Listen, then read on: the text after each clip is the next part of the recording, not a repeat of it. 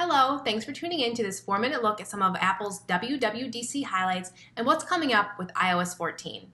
I'll run you through how these updates may impact your customer engagement strategy this year. At this year's Worldwide Developer Conference, Apple showed off, virtually of course, a ton of updates, from redesigned widgets to new app clips. So let's take a look at some of the highlights in more detail and how these changes might impact your marketing strategy. On the privacy front, Apple continued the trend from last year and introduced additional updates to their permissions process. This new permissions option allows users to share not their exact location, but an approximate location instead. For example, say I download a music or music streaming app that makes suggestions for trending movies or concerts near me. Instead of sharing my exact location with this app, I will now be given the option to share just an approximate one.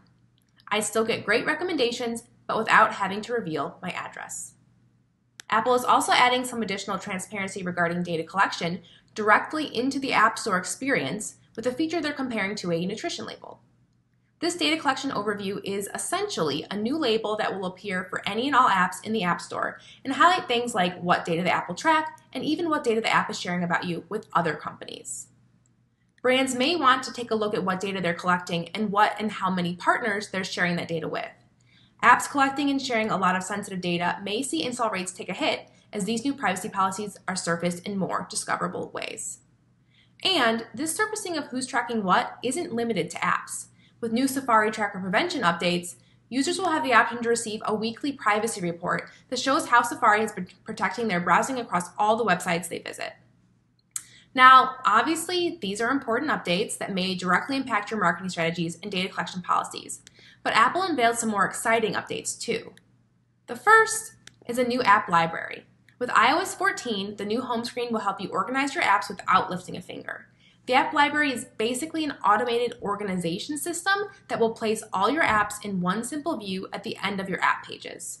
It will highlight recently used apps, new apps, and then sort the rest of your apps into intuitive folders. And since all your apps will have a guaranteed home in the app library, you'll also be able to hide app pages. While I love this idea as an iPhone owner, I do see some potential difficulties as a marketer.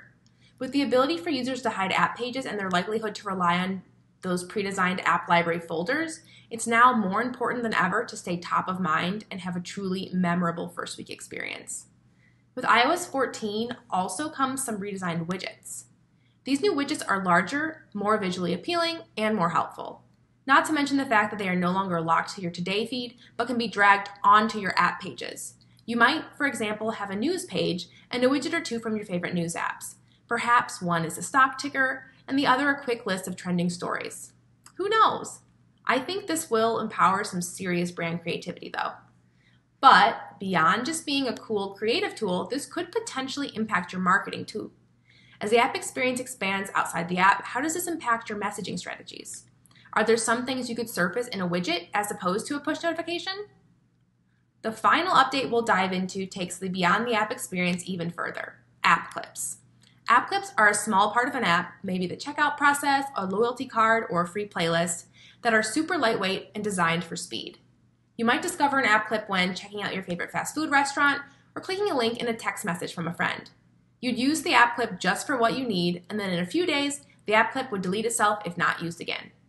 But before that happens, marketers still have the opportunity to message these downloaders via push notifications to try and convince them to download the full app experience and convert them into a more loyal user. Creating habits is so important. How can you start that habit creation before a user even downloads your full app? Or how does this impact your app's onboarding strategy?